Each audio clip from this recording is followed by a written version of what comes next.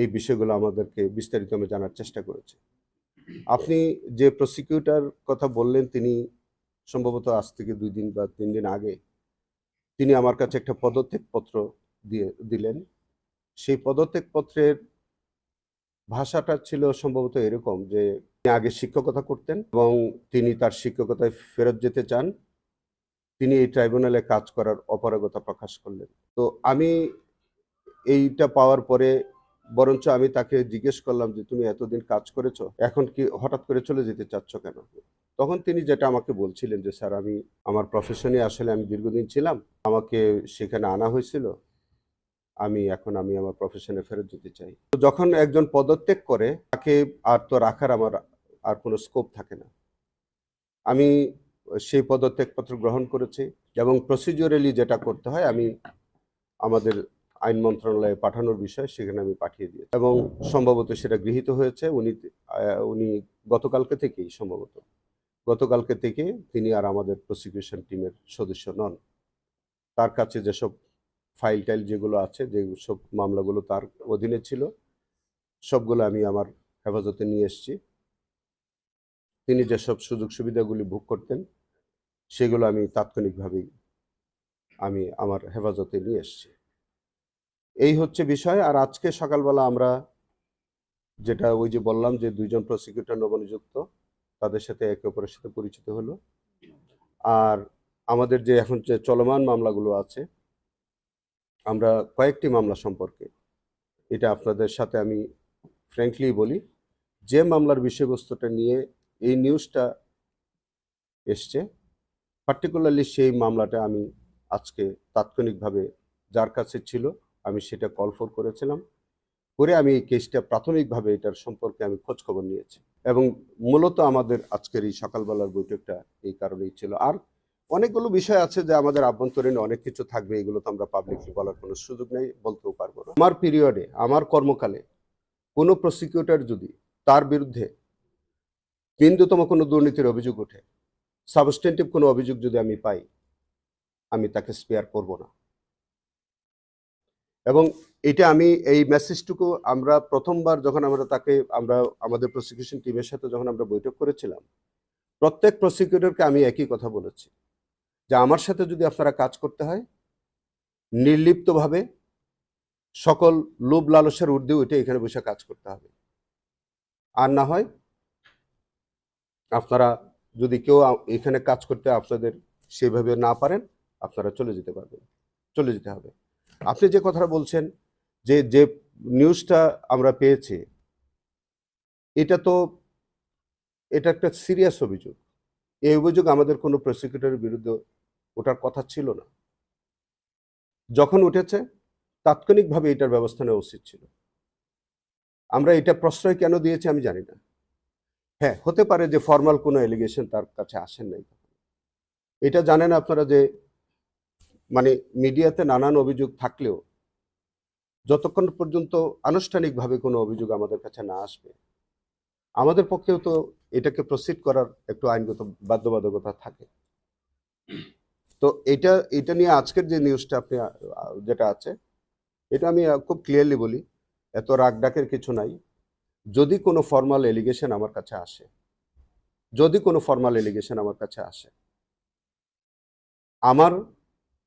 আমার যতটুকুন ক্ষমতা আমার আছে, যা আইনানুগভাবে আমার যতটুকু ক্ষমতা আছে, আমি তা সেই অনুযায়ী ব্যবস্থা নেব। বললাম যে যদি কোনো ফর্মাল এলিগেশন আসে, এটা নিশ্চয়ই আমরা যাচাই বাছাই করে দেখব। যদি তার বিন্দুতম কোনো সত্যতা থাকে, আইন অনুযায়ী যতটুকুন তার বিরুদ্ধে ব্যবস্থা নেওয়ার সে ব্যবস্থা নেওয়া। না, আমি অ্যাকশনে যাচ্ছি না। আমার কাছে তো একটা ফর্মাল এলিগেশন আসতে হবে। যে অডিওটা আসছে যদি ফর্মাল এলিগেশন আমার কাছে নাও আসে, আমি ব্যক্তিগতভাবে মানে আমার চিফ প্রসিকিউটরের কার্যালয় থেকে একটা আভ্যন্তরীণ তদন্ত আমরা করব। শুধু তাই না, আমি আরেকটা কথা বলি, এই পার্টিকুলার বিষয়ে তো তদন্ত করবই। আমি 5 আগস্টের পরে আমাদের এই ট্রাইব্যুনাল গঠন হওয়ার পরে আমি সমস্ত বিষয় আমি আমার আভ্যন্তরীণ একটা কমিটি গঠন করে আমি সবটাই তদন্ত করে দেখব। কোনো অনিয়ম পেলে সেটি আমি আমার কর্তৃপক্ষের কাছে আমি রিপোর্ট দেব। যখন মানে ধরেন উনি কার কার নাম ব্যবহার করতেছেন বা করবেন, উনি যদি করে থাকেন বা করেছেন, এটা তো খুবই দুঃখজনক। এটা তো অ্যাকসেপ্টেবল না। কারণ একটা আবারও আমি একটা বার্তা দিতে চাই যে এই ঘটনার মধ্য দিয়ে আমি অতীতের সমস্ত কর্মকাণ্ড আমি আমি পরীক্ষা নিরীক্ষা করে দেখব। আর ভবিষ্যতে আমাদের এখানে প্রসিকিউশনে যারা কাজ করতে চাইবেন তাদের কাছে পরিষ্কার বার্তা যে ভবিষ্যতে আমি যদি একটা সুতা পরিমাণ অভিযোগ যদি কোনো প্রসিকিউটরের বিরুদ্ধে পাই, তাহলে আপনি ধরে নেবেন পরের দিন তিনি আর আমার এখানে নেই। প্রসিকিউশন টিম রিসাবলের প্রশ্নে যেমন ধরেন আজকে আমাদের 2 জন প্রসিকিউটর নিয়োগপ্রাপ্ত হয়েছেন। যখন সরকার যখন প্রয়োজন মনে করবেন আমাদের কাজের সাহায্যের জন্য, আমাদেরকে আরও ফেসিলিটেট করবার জন্য যদি প্রসিকিউটর দেন, আসতে পারে। আমার সাথে আমি সকালেই এই বিষয়ে আমি তাৎক্ষণিকভাবে বৈঠক করেছি। এই নিউজটা পাওয়ার পরই আমার কাছে মনে হয়েছে যে তাৎক্ষণিকভাবে বিষয়টা আমাদের বসা প্রয়োজন। সব লাইনের প্রসিকিউটরদের সাথে আমি এই বিষয়টি নিয়ে আলোচনা করেছি। আমরা আরও কার্যক্রম আমাদের আছে। আমাদের এখন কোর্টের কার্যক্রম চলছে। আপনাদের সাথে কথা বললাম। আমরা এখনই আজকে আমাদের কিছু পরবর্তী কার্যক্রম আমরা গ্রহণ করব। আর সরকারের সাথে আমাদের এই মুহূর্তে এর মধ্যে তো আর কথা বলার সুযোগ আসে। নিশ্চয়ই যদি কোনো কথা বলার সুযোগ থাকে বা তারা কিছু জানতে চায় আমরা জানাবো। বললামই তো আমাদের আভ্যন্তরীণ সব ইনকোয়ারি করব, আমি করে দেখব। যা যা প্রয়োজন হয় সবটাই করব। এটা এগুলো শোনেন, এগুলো স্পেয়ার করার কোনো সুযোগ নেই। আমরা এগুলো আমরা একেবারেই স্পেয়ার করব না। ফরমাল এলিগেশনের প্রয়োজন হবে কেন? সেখানে আমি আপনাকে একটা কথা বলি, সেখানে হচ্ছে আগের প্রসিকিউটর কি বলছেন আমি ঠিক বলতে পারবো না। আগের প্রসিকিউটরকে আমরা এইটা যখন আভ্যন্তরীণ আমরা যদি ইনকোয়ারি করি, তাহলে আমাদের আগের প্রসিকিউটরের বক্তব্য আমাদের প্রয়োজন হবে।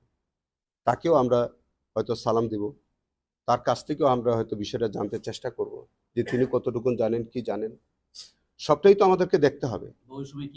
কারণ আমি ব্যক্তিগতভাবে সংক্ষুব্ধ যে এইরকম একটা নিউজ কেন এই ট্রাইব্যুনাল সম্পর্কে উঠতে হইল।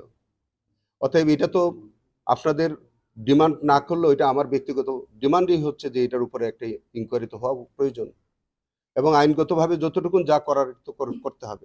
এইটা ওনার ব্যর্থতা সফলতা এটা তো আমি মূল্যায়ন করতে পারবো না, এটা আপনারা সবাই দেশবাসী মূল্যায়ন করবেন। তবে প্রশ্নটা হচ্ছে যে পার্টিকুলার যে এলিগেশনটা আজকে উঠলো, যেটা আমাদের কাছে আমাদের নোটিশে আসলো, এই বিষয়ে আমাদের সাবেক চিফ প্রসিকিউটর সাহেবের কি নলেজ আছে, উনি কতটুকুন জানেন, কি ব্যবস্থা নিয়েছেন, সঙ্গত কারণেই তো আমরা তার সাহায্য আমরা চাইব।